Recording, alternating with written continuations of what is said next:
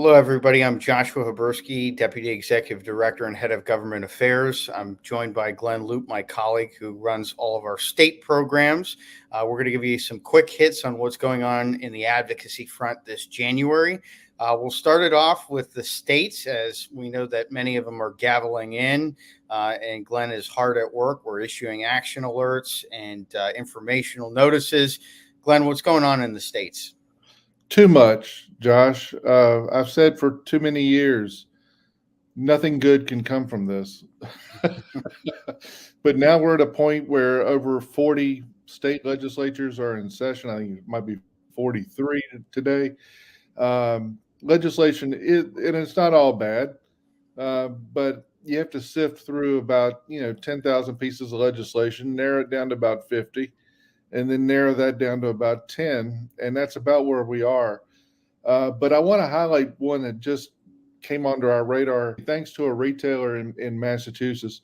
The city of Malden, Massachusetts, has introduced what is now becoming one of the proverbial generational smoking bans. This was a ploy first introduced in New Zealand, and then, as I've said for many years, this is how bad ideas spread. And then it was introduced in California, didn't get any traction, but it'll be back. Then it starts to spread in different parts of the United States. And this is basically an instrument where our opposition says that if you were born after X date, you cannot legally purchase tobacco products, even if you reach the legal age. So the city of Malden, which in Massachusetts, and we have fought this bill for years, fought for a bill for years in Massachusetts that would prevent boards of health, which have independent power, independent of city councils, independent of the state legislature for that matter. Local boards of health in Massachusetts have a lot of power, and they can initiate this type of thing. And they're having a hearing on January 31st to state that if you were born after January 1st, 2004, you cannot purchase legal tobacco products. That means if you reach the age of 18, you reach the age of 21, you reach the age of 60, you cannot legally purchase a tobacco product. And that's the reason they're called generational smoking bans. Hawaii is also flirting with this type of legislative instrument to go after our passion for great cigars. So we've issued a letter to the city of Malden. You don't know how it's going to shake out because of this board of health type of rule, but we wanted to put it on the radar screen of our listeners because it could come to a community near you. Also, we're very concerned about a local authority bill in the state of Colorado that would give enhanced powers to regulate on distribution, even the enjoyment of premium cigars and other legal tobacco products in the state of Colorado. This legislation needs to die, and so does the upcoming flavor ban legislation in the state of Colorado. Missouri, the reciprocal to this discussion, has a very positive bill. They have legislation that would prevent local governments from having regulations and taxing authority over tobacco stronger than that of the state, and we'll be supporting that legislation. Just to give a quick rundown, flavor ban legislation in Vermont, Michigan, going to be forthcoming in Maine, licensing legislation in Virginia, Utah, Kentucky, and Indiana, all very, very possible. The State Senate of Ohio is going to be considering an override to the governor's veto that would allow local governments to have stronger authority and regulatory powers than that of the state. And the House of Representatives in Ohio has already overridden the governor's veto, and we're waiting and hoping that the Senate will do the same. We have cigar bar and cigar tax cap legislation forthcoming, back being refiled in the state of New York. Excuse me. Tax cap legislation pending in the state of New Jersey. A lead piece of legislation that would allow cigar bars in Prince George County, Maryland specifically, and a smoking ban proposed for state parks in the state of Florida. And we're hoping for tax cap legislation to be introduced in Georgia, and we have a carryover bill in Nebraska. So that's about 18 states in play, if you will, right now. That's as of today, but you and I, Josh, are getting, a couple hundred a day, because this is where our listeners have to be very careful. There is just a bottomless pit of legislation affecting the e-cigarette and vape sector. Anything that smacks of nicotine, and we have to be careful that our products that our retailers sell don't get caught up in this bad legislation. So over the course of the next 7 days, you and I will be posting on cigaraction.org, all of the legislation that's of serious interest as of today. We'll have a consumer version for the Colorado bill, and just want to put that on folks' radar. And then people will be able to circulate this to their brethren retailers, and then where applicable, we'll have a version that they can spread around to their consumers and patrons as well. Yeah, absolutely. And I think that, your last point, Glenn, about kind of legislation encompassing everything.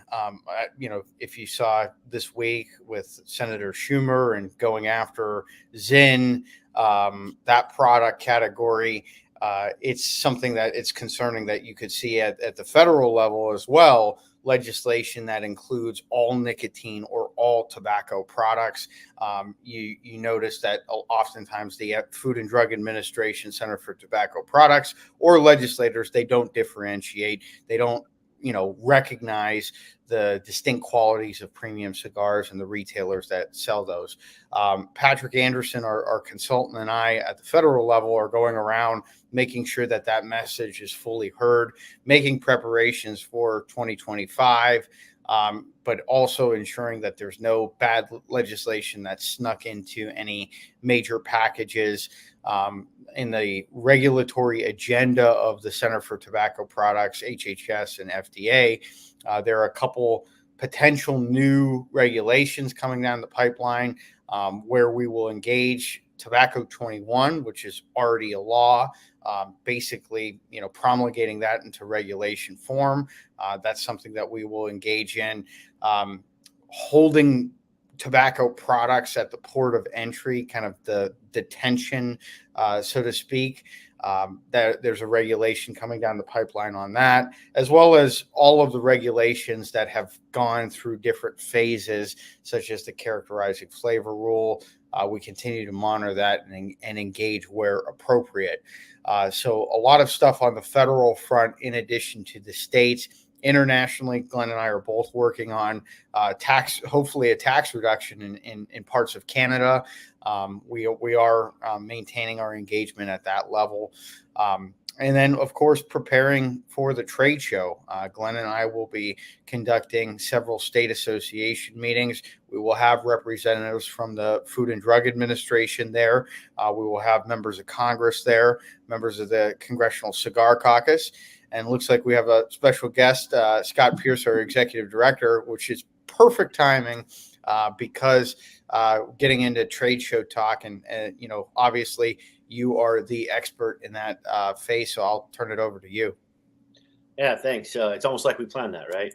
So, so we're really excited. Look, everybody knows that the trade show now is moved. It's in March. And so adds a whole layer of complexity because it's kind of smack dab in the middle of all of these state legislative sessions that Glenn was discussing earlier. So we have an opportunity therefore at the trade show to take this and make it a way in which we can really bring together multiple aspects of our state associations to discuss these issues as we're going through them, and looking forward as we set strategies. So, look, we're in March. So at the trade show, if you have state associations and you want to get together for some breakout sessions to have some good discussions about how do you attack any sort of vulnerabilities within your state legislatures. I realize that it's a little bit of aggressive language, but again, are there proactive places where we can take a look at for next legislative session? And also, how do we organize to be better positioned to defend against a lot of what Glenn and Josh were just talking about? So we want to make sure that we utilize the opportunity that we have when we're all together to get the people into the room together to be able to sit down and have the discussion. There really is no better time than when we're all there together focusing, then we can actually accomplish some really good strategies and decisions to move forward. So highly encourage everybody, A, to be at the trade show, but B, take advantage of the opportunity to have all of your colleagues together who are operating in your same state to get together and to find out the best ways in which we can implement these strategies so that we're always continuously on guard and protected and then always advancing as well. In terms of the trade show, there's a lot of news that's going to be coming out here in the next week or so from some breaking news about what's happening. So I won't, jump the shark on that. But suffice it to say, we've got some really amazing things set up for the show this year. Big new trade show floor. We had to expand it. So we've got an alcohol pavilion, an expanded boutique cigar association, more fun things that we're doing on the show floor this year. Last year, we had a golf simulator. We'll have some surprises again this year on the show floor. Happy hours are continuing. Our Friday, we're calling it our Fantastic Friday because, the day before we kick off the trade show, we've got a new premiere of a new hand-rolled episode that's featuring Tatuaje. We're going to have a rum pairing and cigar tasting with La Aurora. Then Nick Melillo is going to give a presentation on Connecticut Seed with the Connecticut broadleaf cigar for everybody to smoke. And then we'll go into our annual meeting. And then we'll announce next week what the keynote is going to be. But I believe everyone's going to want to be there for this keynote. It's going to be something special. And then look, no more early entry. Everyone's going to get on the show floor at the same time. So have at it. We're going to have some great education sessions, coffee talks, as we're calling them, before the trade show opens. And then this year, brand new, is we're doing our Best of the Leaf Awards, where we're going to recognize retailers from around the country for their operational excellence, their customer service, and how they operate their stores. And so we're going to recognize stores throughout the country with a great Sunday night reception. So not only will there be an opening party on Friday, we're going to have a reception on Sunday night celebrating retail excellence. So lots of ways for people to come together, meet all of your, cigar family and friends, smoke a lot of great cigars, and have a lot of fun at the same time. So we're really looking forward to a game-changing year for us for the trade show. Awesome. We can't wait for it. I know that there's a lot of folks in the political sphere that are eager to come to the trade show as well, especially with that date change. This filibuster segment, we're going to end up doing more of this model, short, quick, under 15 minutes. So I'm going to close there. Thank everybody. We'll be doing these monthly and sending out content on government affairs through different verticals. Look out in the magazine. I'm not going to go over the Corporate Transparency Act information. We did the webinar and put out a guide, but that will be in the magazine as well. So look for other government affairs content, throughout the different PCA verticals. Thank you for joining us today. Take care, everybody.